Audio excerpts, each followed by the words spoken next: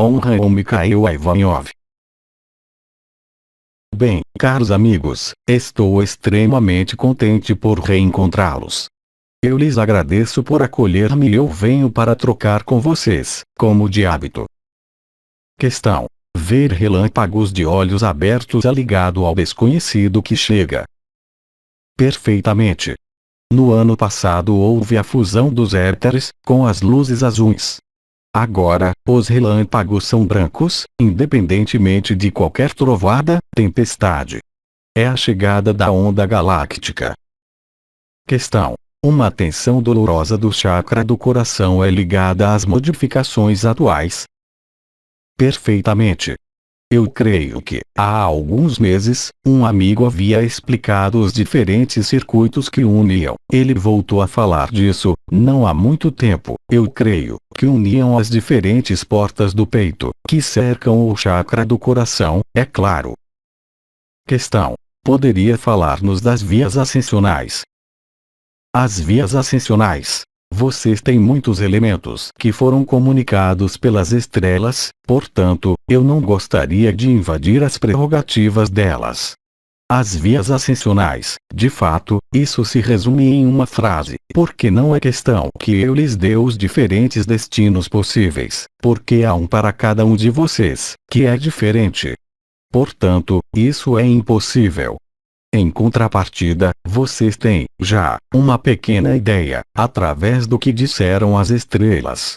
Vocês passam de um sistema de frequências e, de repente, vocês se encontram em outro sistema de frequências. É a primeira imagem. Sob a ação do planeta Grelha, sob a ação dos seres que os acompanham, linhagens estelares, origens estelares, canal mariano etc., que vem buscá-los, se pode dizer. Ou, então, vocês abandonam esse corpo, como uma velha carcaça, para encontrar-se em seu novo corpo, totalmente novo. E isso acontece, é claro, com mais ou menos alegria, mais ou menos leveza, segundo o que vocês tenham mantido como medos, como apegos, como feridas. Enquanto vocês aceitam considerar-se como portadores dessas sombras, enquanto consideram que essas sombras pertencem-lhes, sejam as feridas, as emoções, os laços, e tudo o que quiserem, isso cria resistências. Se vocês não têm mais resistências, e a graça está aí, permanentemente, sua ascensão é uma formalidade. É nada, absolutamente. Eu creio que há uma imagem que foi empregada várias vezes. É como se aqui, aí, onde vocês estão, vocês estivessem em um sonho e vocês vão terminar por acordar. Simplesmente. A luz é, certamente, o melhor estimulante para o despertar. Mas todas as manifestações que se produzem, e que são chamadas a produzir-se, durante este tempo, são, verdadeiramente, para vocês, orientações sobre o modo pelo qual isso vai acontecer. Questão: as tensões do coração são primícias do fogo do coração? Não necessariamente. Isso pode ser, simplesmente, a instalação da Merkaba individual no coração. Pode ser a passagem das portas. Não é, necessariamente, o fogo do coração. Pode ser a transfixação do coração, por Miguel, ou por Metatron, ou por Kiristi, pelo duplo. O fogo do coração não é o resultado esperado, mesmo se ele se manifeste. Questão: o som no ouvido esquerdo tornou-se particularmente agudo, quase inaudível. Ele se torna cada vez mais agudo, é normal. O som no ouvido esquerdo não é uma presença. Foi dito que, quando você está em contato com algo de luminoso, desse plano ou de outros planos, isso aumenta o som no ouvido esquerdo. Mas o som no ouvido esquerdo traduz, também, a chegada de fenômenos cósmicos. O que explica que vocês tenham, cada vez mais, períodos nos quais os sons é quase um ultrassom. É perfeitamente normal. Ele parece, mesmo, estar mais longe da cabeça, se você quer. Ele está mais no interior da cabeça, mas como se houvesse algo que zumbisse esse ultrassom no canal mariano, de fato, e longe no canal mariano, mas perto do ouvido. É ligado à aproximação de mecanismos cósmicos. A frequência é mais aguda, mas é menos intensa, em termos de decibéis. Como eu havia dito uma vez, afina-se o canal. Regula-se o canal. Lembre-se, também, do que dito não há muito tempo.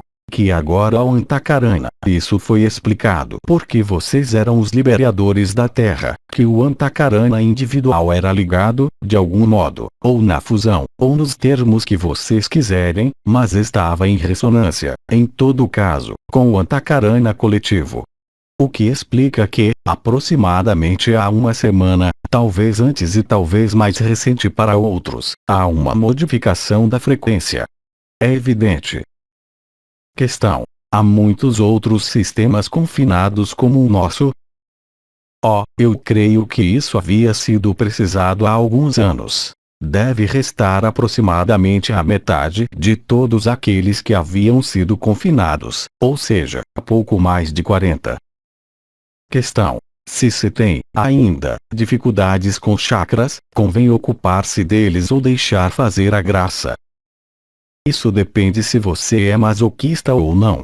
Se você tem algo que dá dor, como tratá-lo, não é. Mas eu creio, no que foi comunicado há pouco tempo, há cristais que permitem aliviar-se, se pode dizer, os 2 primeiros chakras. Eles são importantes nesse momento, é claro. Mas nada impede, se você tem algo, onde quer que seja, de tratá-lo, é claro. Vocês devem ocupar-se do saco. Não é porque vocês sabem que o saco é uma ilusão, que vocês devem deixar esse saco ou deixar esse saco sofrer. Questão: a visão de um ser de luz que se sobrepõe a um sol corresponde a quê? Esse gênero de visão corresponde, como dizer, à qualidade vibratória na qual está esse ser. Em geral, os seres que aparecem em um sol, esse ou outro, nos mecanismos visuais noturnos, de visão, ou de sonho, falam-lhes de seres solares, ou seja, seres realizados em Cristo. Questão: qual é o sentido dessa manifestação para a pessoa que a capta? É maravilhoso.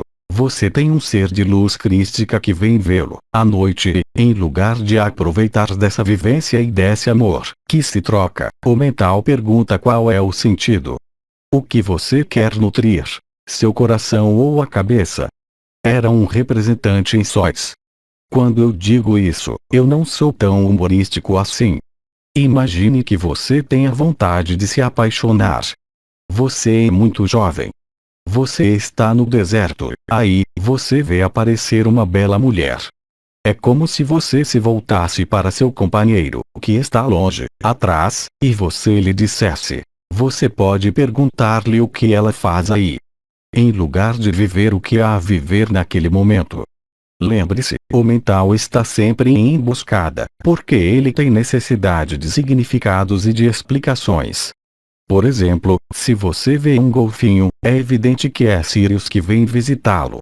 Mas há, às vezes, animais que vocês verão, dos quais jamais se falou ou que estão menos na dianteira da cena, aqui, sobre a Terra. O que vocês vão fazer nesse caso?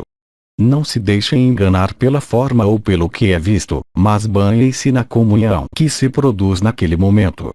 Porque a primeira coisa que vai fazer a visão, ou o mental, é dizer: o que é isso? De onde isso vem? O que isso quer dizer? Se vocês conseguem fazer abstração dessas questões lógicas e deixar-se banhar por essa presença que está aí, ou essas presenças, porque é o mundo delas, agora, vocês vão aproveitar do que elas têm a comunicar a vocês. Elas não vão dizer: muito prazer. Eu venho de tal lugar, eu me chamo assim. Elas vêm comungar com vocês. É isso o mais importante. Elas vêm despertar o que deve ser desperto, em vocês. E não é o significado que os desperta. É a vibração. É muito importante isso, qualquer que seja o tipo de manifestação que vocês tenham em suas noites. Tanto mais para vocês, que vivem processos. Porque alguém que jamais vive nada e que se encontra com um ser de luz, ao lado dele, na cama, ele está tão chocado que não tem tempo de fazer intervir o mental.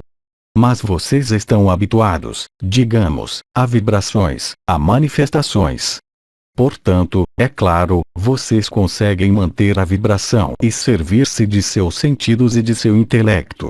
Enquanto aquele que está surpreso, estará imerso, a despeito dele, na vibração. Portanto, quando isso acontece, tentem reportar a busca de sentido, mesmo não a mim, não importa a quem mais, para saber. Mas banhe-se, totalmente, no que se apresenta. É isso que é, eu diria, o mais importante. A explicação, quer ela venha ou não, digam-se, efetivamente, que ela nutrirá, sempre, o mental. Mas não o que é vivido. Questão: como os casulos de luz ajustam-se à carga vibral que aumenta? É muito simples. O corpo etéreo, que está forrado de partículas adamantinas, e que ressoa na estrutura de existência, torna-se um novo corpo etéreo de fogo. O corpo astral não tem mais razão de ser. O corpo mental não tem mais razão de ser. O corpo físico, ainda menos, razão de ser. E o corpo causal, isso depende. Para aqueles que aceitam, com alegria, o fogo do Espírito e aqueles que não querem o fogo do Espírito. Eu disse, efetivamente, que isso ia queimar os casulos. O corpo físico, o corpo astral, o corpo mental e o corpo causal. Desaparecidos. Qual é o interesse de ter, nos mundos unificados, emoções e um mental, enquanto não há cérebro? Em contrapartida, aqueles que conservarem um corpo causal, será um corpo causal, em parte, regenerado de maneira a permitir restabelecer, para o novo corpo etéreo, essa junção permanente com a fonte, ou seja, não mais confinamento possível. Questão: os casulos podem começar a queimar a partir da encarnação, a partir de agora? Sim. E, aliás, o que nós temos explicado ao nível de manifestações: desaparecimento do corpo, entorpecimento de parte do corpo, queimaduras de parte do corpo. Questão: poderia falar-nos o que você chama o planeta grelha? O que quer dizer? A maior parte dos detalhes foi dada, na integralidade. Vocês resistem ao fogo ou vocês não resistem ao fogo. O que vem é um fogo de luz. O fogo é amor. O fogo é ligado ao coração. Mas, como eu já disse, como foi repetido por numerosos anciões e estrelas, a luz, imagine, efetivamente, que ela dá medo, mesmo se você a procure ou que você a tenha encontrado. Porque, para a personalidade e aquele que está instalado, estritamente, na personalidade, em sua vida comum, que nada percebe, que nada vive, a luz é terrível. Isso vem queimar tudo, todas as ilusões. Mas ele crê apenas na ilusão. Vocês imaginam, efetivamente, que isso não passa, como vocês dizem, como uma carta no correio. Será preciso um pouco de, como se chama isso? Um pouco de óleo, hein? Para que isso deslize melhor. O óleo é o quê? São vocês que estão aí, sobre esta terra, como liberadores e que irradiam essa luz.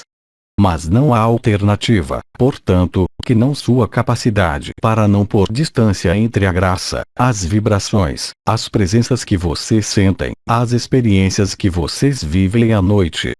Se vocês mergulham, já, nisso, vocês mergulharão, sem qualquer problema, no planeta grelha.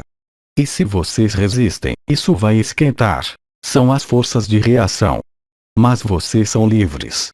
O que decorre de tudo isso, resistência ou não, é a liberdade. Mas todos os sintomas que eu descrevi, que foram descritos pelos anciões, há alguns dias, e já anteriormente, estão diretamente ligados à descrição de tudo isso. É como se, e eu já disse isso, vocês me perguntassem: o que vocês levam do outro lado quando morrem? Aí, eu repito, não é uma morte, é um despertar. Mas é o mesmo princípio. Vocês passam de um estado, de uma forma, de uma consciência, a outro estado que lhes é desconhecido, mesmo se vocês tenham uma pequena ideia, através de tudo o que acontece agora. Não se esqueçam de que a personalidade considera, sempre, uma solução de continuidade e que ela vai durar eternamente. Quando vocês morrem, vocês nada levam, não é? Nenhuma bagagem, nenhuma moeda, nenhum cartão de crédito. E, bem, quando vocês ascensionam, vocês nada levam, tampouco. Nem mesmo a memória. Isso foi explicado. Porque a memória kármica é substituída por sua memória original, sua memória galáctica, real. Não é a faxina de primavera. Há a faxina de inverno. O planeta grelha será vivido, também, conforme os elementos, os cavaleiros, os mais ativos de acordo com as regiões do mundo.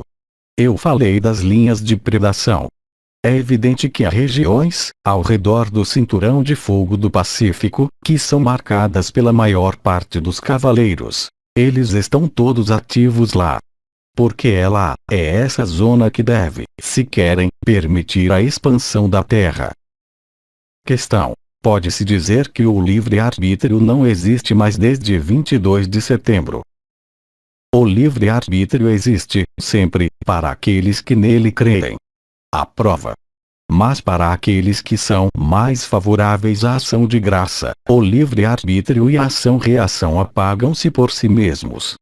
Eu creio que havia sido explicado pelo arcanjo Anael, há muito tempo, toda a diferença entre liberdade e livre-arbítrio. Como aquele que os confinou, não podia vender-lhes a liberdade, ele lhes vendeu a cenoura, o bastão e o asno, e a corda. Isso se chama o livre-arbítrio. Questão. Qual é a porcentagem de seres despertos? Eu diria que vocês eram 7%. Que vocês têm, de qualquer forma, muitas questões que começam a colocar-se, mesmo nas massas, digamos, ainda adormecidas, mas colocar-se as questões não é despertar, hein? Mas que imaginam que há uma anarquia, de algum modo. E isso está ótimo. O problema é que isso vai desencadear reações. E isso é menos ótimo. Mas a interrogação é, já, um primeiro passo para a liberdade. Isso não é exprimido de maneira formal. Através do que nós vemos, é que há uma espécie de efervescência, de agitação interior, de uma massa não negligenciável da humanidade, que começa a perceber-se de que tudo isso é um pouco obscuro. Eu falo de sinais da terra e do céu. Questão. Portanto, somos quantos adultos despertos hoje? Não mais do que 10%. Eu diria, simplesmente, de que o ser totalmente liberado tem um efeito sobre mais de 10.000 almas. Vocês veem que é enorme. Eu falo, efetivamente, de seres despertos. Porque os liberados são aqueles que viveram a totalidade da onda de vida, é muito menos. Questão. Poderia falar-nos de linhas sagradas, das quais falou Seret? Então, há várias linhas que são ligadas, ou há linhas que vocês criaram, longitude e latitude, que nada representam, a não ser localizações geográficas. Há um conjunto de linhas que foi construído através da elaboração de construções específicas, em tempos extremamente antigos e mais recentes. São redes. Essas redes compreendem, entre outras, o Círculo dos Anciões, os Círculos de Fogo, a maior parte das pirâmides e alguns monumentos, que são chamados esculturas vivas, que se chamam os dormedores. Ou seja, essas esculturas gigantescas, que representam ou animais, ou humanos, ou perfis, ou extraterrestres, como a Ilha de Páscoa, por exemplo. Portanto, o conjunto dessas estruturas cria linhas nas quais circula a energia vibral. São as linhas sagradas. E ao oposto, há muitas outras linhas, hein? Mas há outras linhas que religam, também, estruturas, mas criadas muito mais tarde, e criadas para o inverso das linhas sagradas, ou seja, cortar a comunicação com a luz. Essas linhas de predação, vocês sabem, desapareceram. Portanto, as linhas sagradas religam, se querem, algumas ressonâncias arquitetônicas com outras. Mas, obviamente, por razões de segurança, elas jamais serão comunicadas. Então, há pequenos astutos que conseguem encontrá-las. ou nos mapas, ou colmeios, como vocês dizem, vibratórios, de radiestesia. Mas, em caso algum, nós lhes diremos onde elas estão. É claro, vocês sabem onde estão as pirâmides. Vocês sabem quais são os lugares, neste planeta, pelo menos alguns, que são importantes em relação ao que foi traçado. Há, por exemplo, as linhas de Nazca, também. Há os alinhamentos, na Europa, na Inglaterra, a Stonehenge Austrália, por exemplo. Tudo isso participa da elaboração da rege sagrada ou das linhas sagradas. Questão: como aquelas a que se chamavam crianças índigo ou cristal vão viver isso, e qual é o papel delas?